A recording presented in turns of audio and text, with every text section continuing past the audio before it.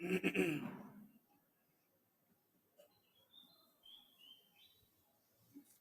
कृष्णा सभी वैष्णव के चरणों में नमस्कार। ओम अज्ञानतिमिरान्धस्य ज्ञानाञ्जनशलाकया चक्षुरुन्मीलितं येन तस्मै श्रीगुरवे नमः। श्रीचैतन्यमनोभीष्टं स्थापितं येन भूतले स्वयं रूपः कदा मह्यं ददाति स्वपदान्तिकं।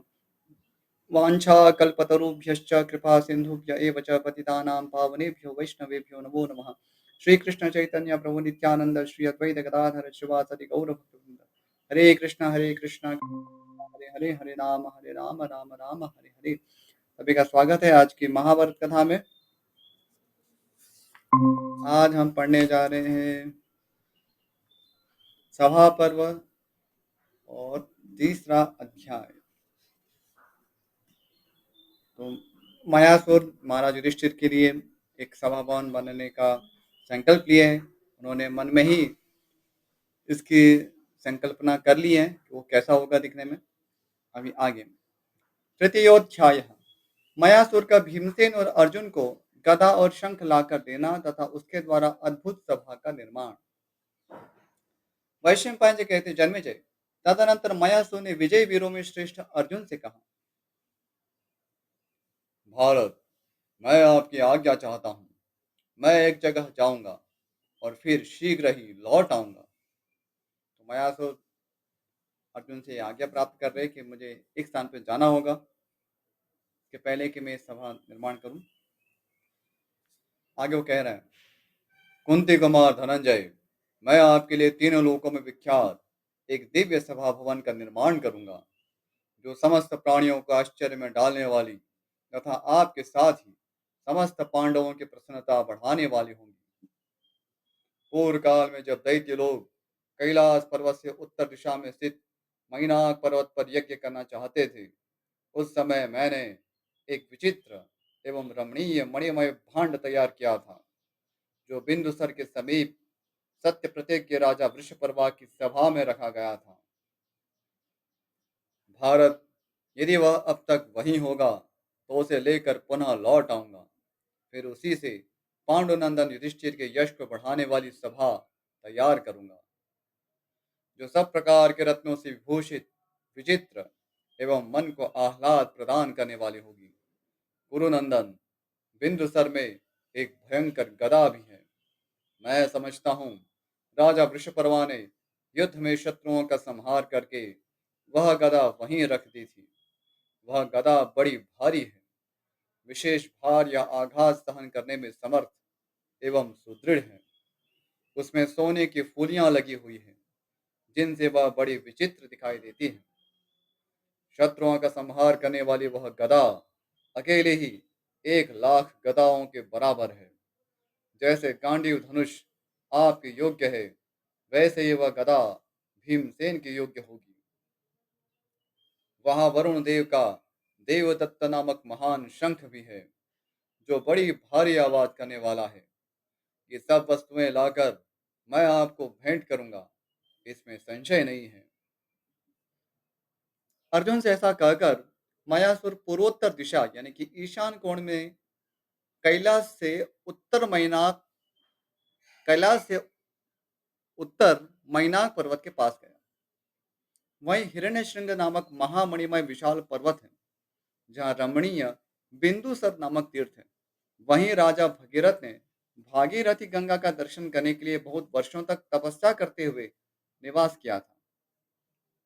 भरत श्रेष्ठ, वहीं संपूर्ण भूतों के स्वामी महात्मा प्रजापति ने मुख्य मुख्य 100 यज्ञों का अनुष्ठान किया था, जिनमें सोने की वेदियां और मणियों के खंभे बने थे। वेदियां सोने की थी और जो खंभे जो बने गए थे मंडप में, वो मणियों के बनाए गए थे। यह सब शोभा के लिए बनाया गया था। शास्त्रीय विधि अथवा सिद्धांत के अनुसार नहीं। सहस्त्र नेत्रों वाले शचीपति इंद्र ने भी वहीं यज्ञ करके सिद्धि प्राप्त की थी। तो यहाँ पर विशेष रूप से ऐसा उल्लेख क्यों किया जा रहा है कि कोई ऐसा समझे कि जो इस प्रकार के मणि के जो खंभे बना है या सोने की जो विधियां बनाई है, तो ये कोई एक शास्त्रीय विधि होगी। तो एक शोभा के लिए बनाया गया था। ऐसा नहीं कि शास्त्र विधि के अंतर्गत ऐसा करना जरूरी था, लेकिन एक शोभा के लिए बना सकते। नहीं तो ऐसा होगा कि जब भी कोई यज्ञ करना है तो उस समय ऐसा माहौल निर्माण करना होगा तो उससे संशय उत्पन्न ना हो। इसलिए यहाँ पर वो स्पष्ट कर रहे हैं। आगे, संपूर्ण लोकों के सृष्टा और समस्त प्राणियों के अधिपति उग्र तेजस्वी सनातन देवता महादेव जी वहीं रहकर सहस्त्र भूतों से सेवित होते हैं। 1000 युग बीतने पर वही नर नारायण ऋषि ब्रह्मा, यमराज और पांचवें महादेव जी यज्ञ का अनुष्ठान करते हैं। तो महादेव जी स्वयं भी वहाँ यज्ञ करते हैं और महादेव जी के साथ ब्रह्मा, यमराज जी है, नर नारायण ऋषि है, तो ये सभी वहाँ यज्ञ संपादन करते हैं। तो इतना पवित्र स्थान है। यह वही स्थान है जहाँ भगवान वासुदेव ने धर्म परंपरा की रक्षा के लिए बहुत वर्षों तक निरंतर श्रद्धा पूर्वक यज्ञ किया था। उस यज्ञ में स्वर्ण मालाओं से मंडित खंभे और अत्यंत चमकीली वेदियां बनी थी। भगवान केशव ने उस यज्ञ में सहस्रों लाखों वस्तुएं दान में दी थी। यज्ञ की परंपरा हमारे यहाँ वैदिक समाज में पहले से ही है। तो अ, विशेष रूप से इसको द्रव्य यज्ञ कहते हैं और द्रव्य यज्ञ के द्रव्य में विशेष रूप से द्रव्य की प्रधानता होती है। तो द्रव्य की आहुति होती है और जो भी ब्राह्मण यज्ञ करते हैं उनको दक्षिणा दी जाती है और अन्य जो समस्त जो जीव जंतु हैं, सभी के लिए अ, भोजन की व्यवस्था की जाती है। तो इसमें प्रचुर मात्रा में जो दान देना है, विभिन्न जो ऐसे जो पदार्थ है, तो वो उसमें निहित है। और कलयुग में विशेष रूप से संकीर्तन यज्ञ की प्रधानता है। तो अन्य जो द्रव्य यज्ञ है वो उसके लिए जो पर्याप्त जो सामग्री है, वो कई बार तो मिल नहीं पाती है और यदि मिल भी जाए तो उसमें फिर अशुद्धि बनी रहती है। जैसे कोई घी है तो घी तो पता नहीं कौन कहाँ से ला के देगा। इतनी गायें है ही नहीं कि इतना भारी क्वांटिटी में आप घी कैसे लाएँगे? तो ये बहुत सारी समस्या है, इसलिए द्रव्य यज्ञ से अधिक श्रेष्ठता बताई गई है संकीर्तन यज्ञ की, क्योंकि संकीर्तन यज्ञ वही वस्तुतः सभी युगों के लिए प्रैक्टिकल है, व्यावहारिक है और कलयुग में तो विशेष रूप से व्यावहारिक है। तो जिसके पास यदि कुछ साधन नहीं है, तो वो इस संकीर्तन यज्ञ कर सकता है और यदि उसमें व्यक्ति का सामर्थ्य है तो वो प्रसाद वितरण है सभी के लिए, कोई ऐसा नहीं कि गरीबों के लिए ही है, सभी के लिए प्रसाद वितरण वो कर सकता है।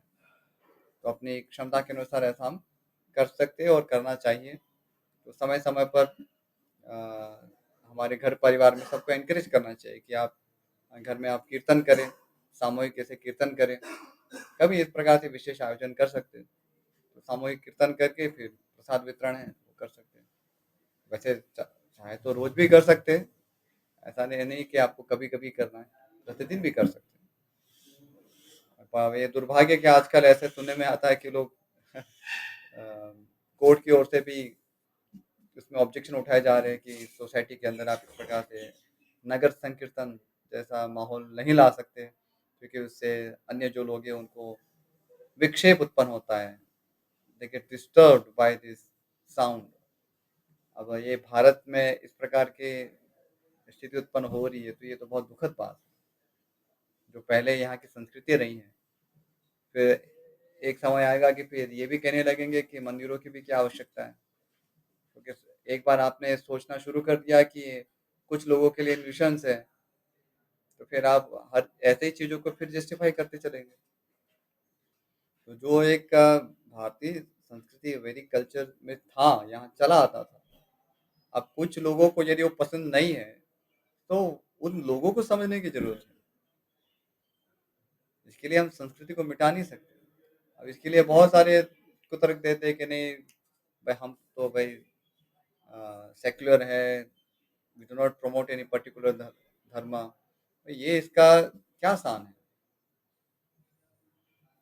आप किसी एक विशेष को बहुत प्रचारित नहीं करते, तो आपको कोई कह भी नहीं रहा है। लेकिन जो कर रहा है, प्रचारित कर रहा है, तो उसको आप क्यों रोक रहे हैं?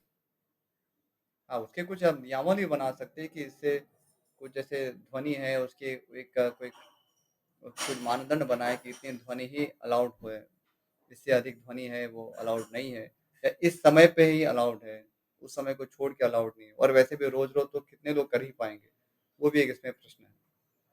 लेकिन ऐसा निर्णय देना, जैसे साउथ में केरला में इस प्रकार की घटना हुई है रिसेंटली, तो उसमें ऐसा है कि बताया जाता है कि peace is the best way of meditation. शांति है उससे सबसे बड़ा वो मेडिटेशन है, ये प्रेयर है। Peace is the best way of prayer.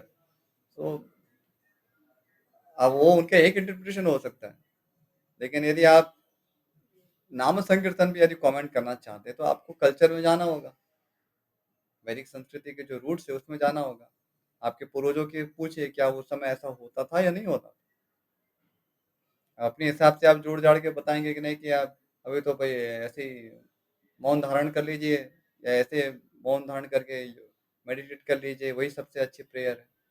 तो प्रेयर क्या होती है आपको अभी सुप्रीम कोर्ट का जज डिसाइड करेगा, या जो धर्माचार्य है जो पहले से ही इसका पालन करते और प्रचार करते आए हैं। तो ये सब विडंबना है कि भारत में भी ऐसे लोग इसका विरोध कर रहे हैं, और जो जुडिशरी है वो भी पता नहीं, कुछ तो धर्म में, हिंदू धर्म में विश्वास रखते, लेकिन फिर भी ऐसे अ, संकीर्ण विचार प्रस्तुत कर रहे हैं। तो उन्हें एक बार भी विचार नहीं आता कि ये भारतीय संस्कृति जो है, वैदिक संस्कृति है, हम तो इसी में तो जन्मे हैं। तो उसके कुछ रेस्ट्रिक्शन लगा सकते हैं कि आप, जिससे लोगों को परेशानी ना हो, पर आप उसको बंद करें। परमिशन के लिए आप कोर्ट आपको परमिशन देगा तब जाके आप करेंगे, मतलब दूसरे शब्दों में आप यही कहना चाह रहे हैं कि ये आप ना करें, क्योंकि इतना बड़ा कष्ट कौन उठाएगा। हर बार आप कोर्ट से परमिशन लेने जाएंगे, मान यानी कि मान लीजिए यदि आपको हर 15-30 दिन में यदि करना है तो हर बार आप कोर्ट में जाएंगे। तो ये सब पागलपन है। ऐसे बहुत सारे इसमें विवाद है, लेकिन देखते हैं अभी क्या उसमें आगे होता है। कुछ लोग तो विरोध करेंगे ही, इसलिए और करना भी चाहिए मेरी ये विशेष रूप से जो सनातन धर्म के मतावलंबी है उनको ये इसकी रक्षा के लिए करना चाहिए, क्योंकि ये हमारी संस्कृति रही है। और हाँ, उसमें आप ये कह सकते हैं आप माइक मत रखिए, यहाँ तक हम सोच सकते हैं कि माइक का प्रयोग ना करें, और क्या चाहिए। पर संकीर्तन ना हो ये तो नहीं हो सकता। एनीवे तो पहले इस प्रकार से यज्ञ हुआ करते थे, और कलयुग में भी अभी एकमात्र यज्ञ जो बचा है संकीर्तन, उसमें भी अभी विघ्न होगा तो क्या करेंगे लोग, तो फिर जानवर ही रहेंगे।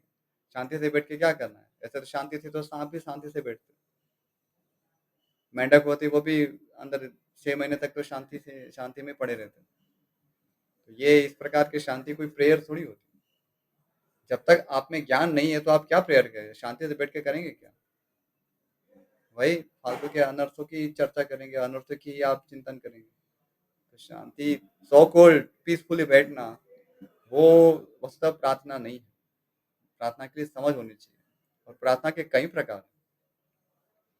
एक प्रकार से यदि हम उसको क्लासिफाई करने का प्रयास करते हैं तो वो हमारा दोष है।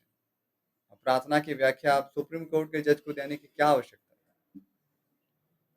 बोलने के पहले 2 बार सोचना चाहिए। कोई यदि इंडियन लॉ के विषय में यदि कोई कमेंट करेगा, कोई ऑर्डिनरी पर्सन, तो क्या आप उसको मान्य रखेंगे। तो जो सुप्रीम कोर्ट का जज है, तो वो धर्माचार्य से मार्गदर्शन लेना चाहिए ना, पूछना चाहिए उसने धर्म कितना पढ़ा है। और ऐसे बस इसने दूसरी कमेंट कर दिया, यही कमेंट वो इस्लाम के विषय में नहीं करेगा। उसको पता है कि यदि उसने ऐसा कमेंट किया तो उसका सिर उस पर धड़ पे नहीं रहेगा। तो ये पागलपंती है। लोगों को क्या है कि इतना स्वयं हिंदू धर्म के अवलंबी होने पर भी ऐसे कैजुअली से कमेंट दे देते हैं।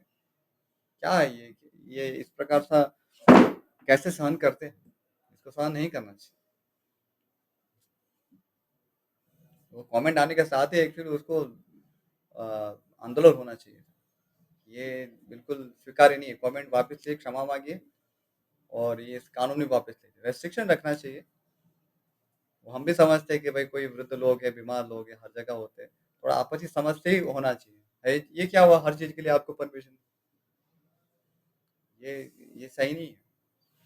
और इसमें क्या है कि बहुत सारे ऐसे ईर्ष्यालु लोग हैं समाज में, तो वो उसका सपोर्ट करते हैं, लेकिन उससे नुकसान किसका है।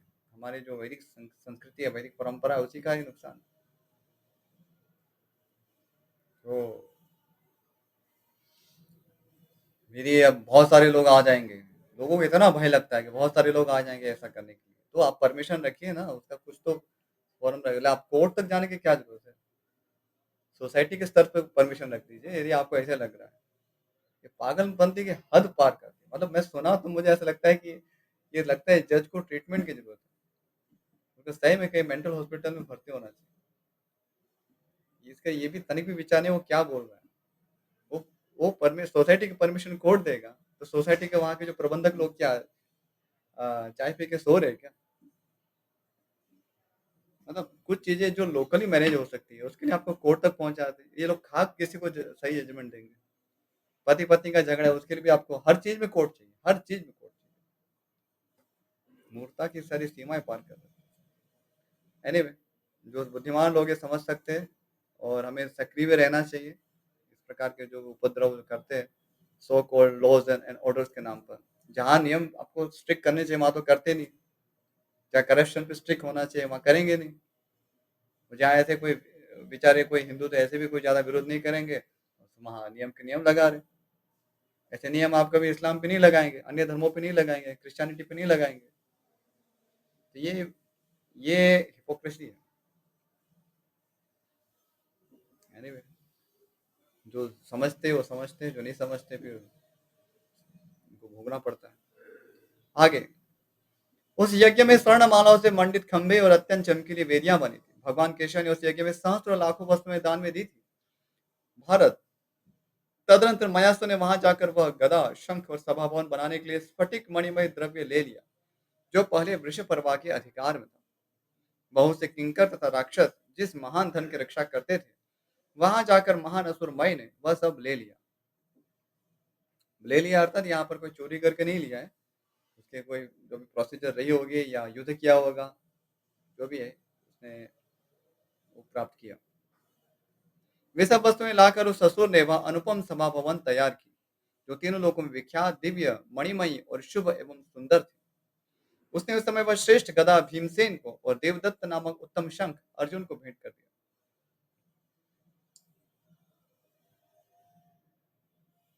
उस शंख की आवाज सुनकर समस्त प्राणी कांप उठे थे, कांप उठते थे।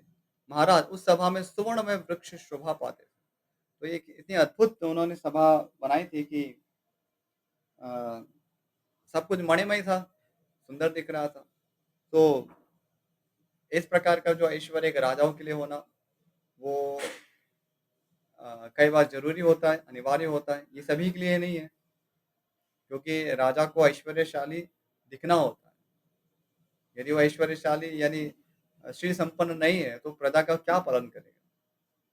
तो प्रजा का विश्वास जीतने के लिए भी उसको ऐश्वर्य रखना होता है, क्योंकि उसको आगे इतना कर्तव्य है। हम आजकल जो देखते हैं समाज में, बस लोग ऐसे ही अपने टॉयलेट बाथरूम को भी उसमें भी इतने करोड़ों रुपए खर्चा करते रहते हैं। ये मूर्खता है। टॉयलेट को सजा के क्या करना है? 2 मिनट का कार्य है। उसके लिए मतलब इतना पागलपन मचाना उसको। मैं एक बार गया था, मुझे अच्छी तरह स्मरण है। तो मैं अ, नवसारी का एक प्रसंग है, तो वहाँ पर मैं गया और वहाँ किसी के घर में हमारे सब वैष्णवगण रुके थे। तो मैं बाथरूम के लिए पूछा कि कहाँ है? तो मुझे किसी ने कहा कि ये देखो दरवाज़ा है, चले जाइए।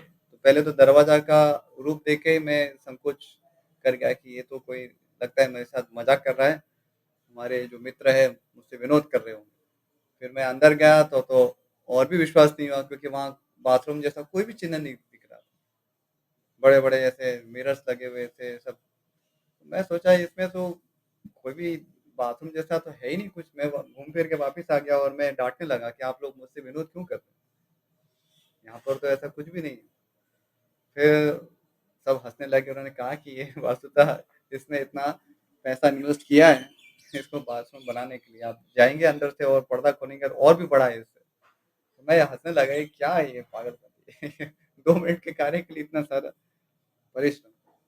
है नहीं? लोगों को क्या है कि ज्ञान नहीं है कि क्या उसका सदुपयोग क्या है। तो यज्ञ करना चाहिए, यदि एक्सेस है, तो अच्छा यज्ञ करें, धर्म का पालन करें।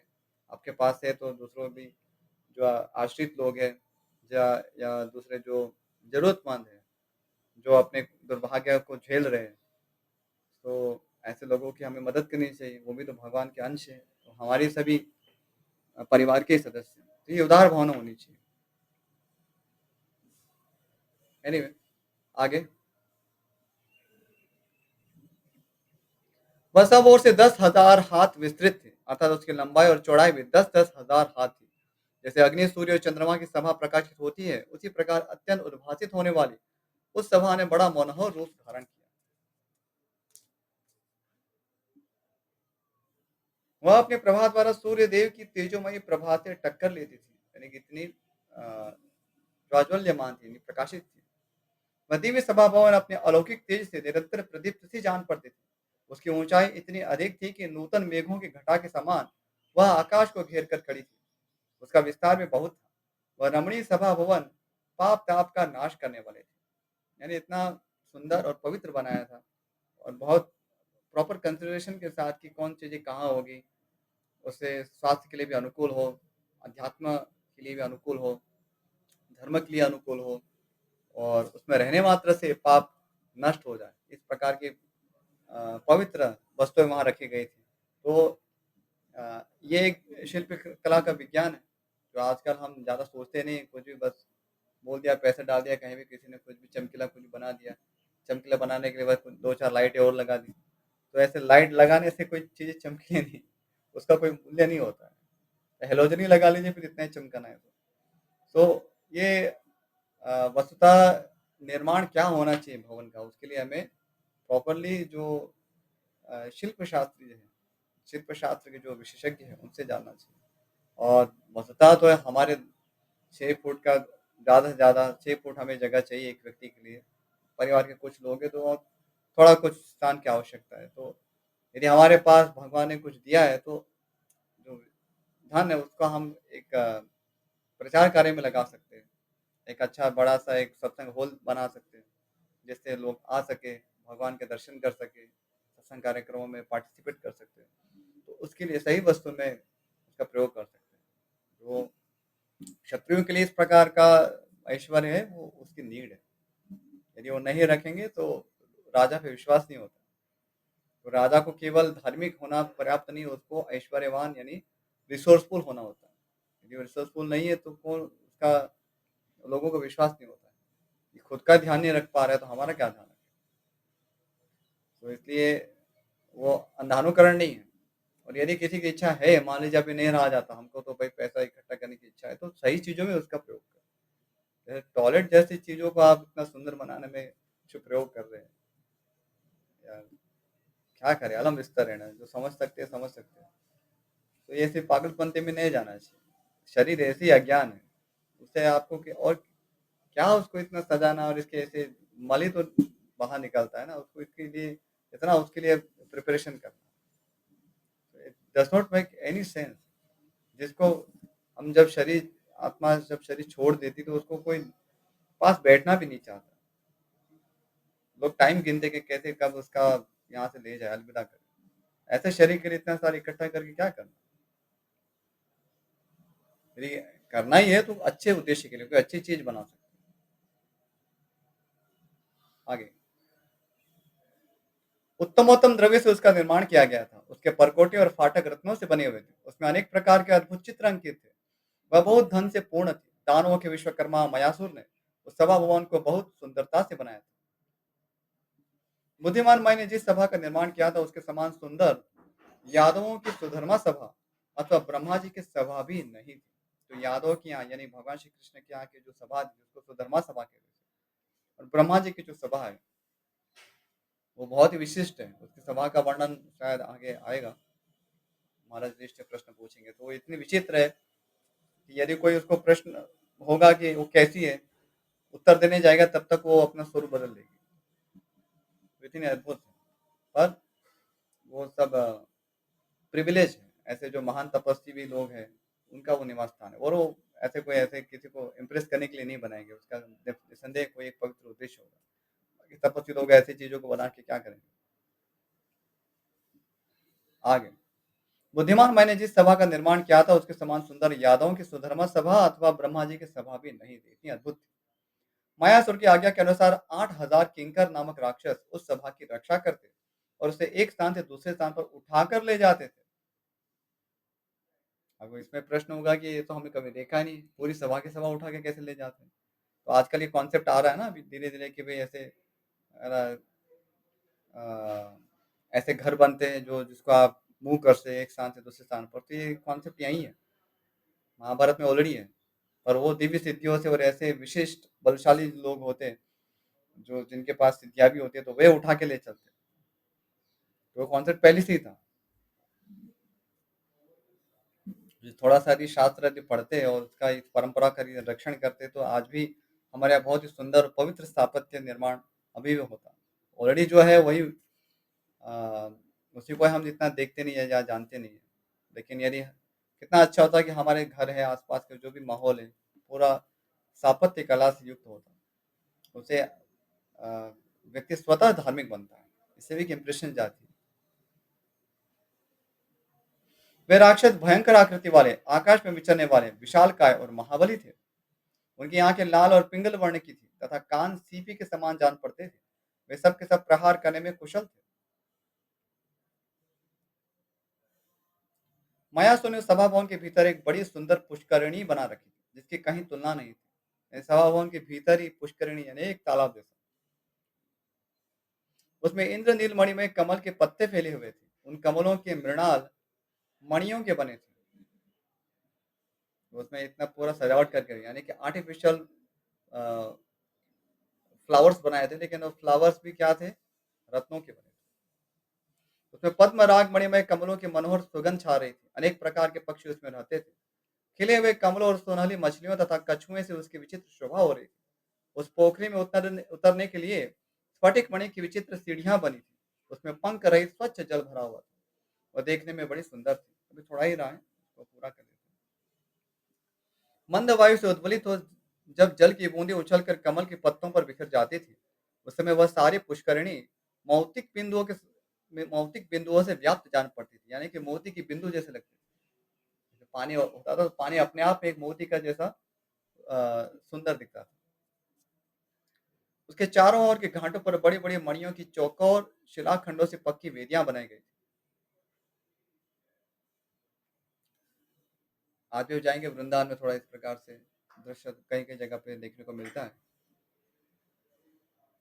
मणियों तथा रत्नों से व्याप्त होने के कारण कुछ राजा लोग उस पुष्करिणी के पास आकर और उसे देखकर भी उसकी यथार्थता पर विश्वास नहीं करते थे और भ्रम से उसे स्थल समझकर उसमें गिर पड़ते थे।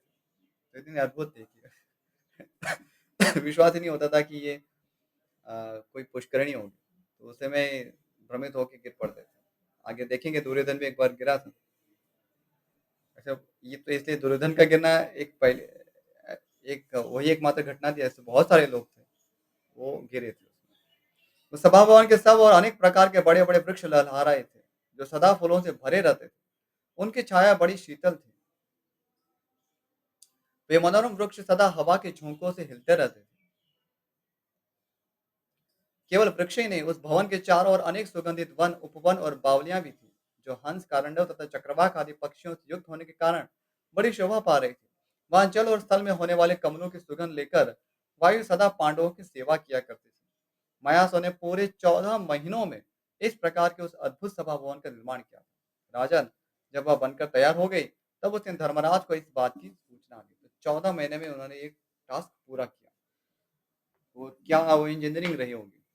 तो निस्संदेह ऐसे बहुत सा हमारे पास कला थी और अभी भी है, जो भी अवशिष्ट रूप में बची है। लेकिन उसको उजागर करने के लिए सक्रिय लोगों की, सज्जनों की आवश्यकता है। तो हम ऐसा आग्रह रखें कि हम जब भवन बनाते हैं या कुछ भी निर्माण करते हैं, मंदिर निर्माण करते हैं या सत्संग भवन निर्माण करते हैं, तो एक बार थोड़ा जाँच पड़ताल करके करें, वास्तु के हिसाब से, और जिससे अ अ, वो मन के लिए भी आह्लादक हो, शरीर के लिए भी आह्लादक हो। तो बहुत सारे ऐसे इसमें विचार हैं, सूक्ष्म बिंदु हैं। तो यहीं अभी विराम करेंगे। यदि इस विषय में कोई प्रश्न हो तो पूछ सकते हैं, वैसे समय हो चुका है।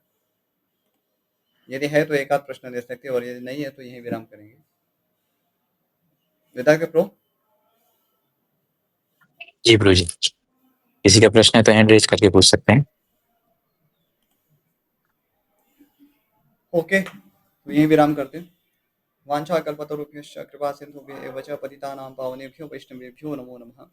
श्रीमन महाभारत ग्रंथ की जय, महर्षि वेद व्यास की जय, श्रीमान गणपति देव की जय, श्रील प्रभुपाद की जय। Hare Krishna. Thank you all for joining the class.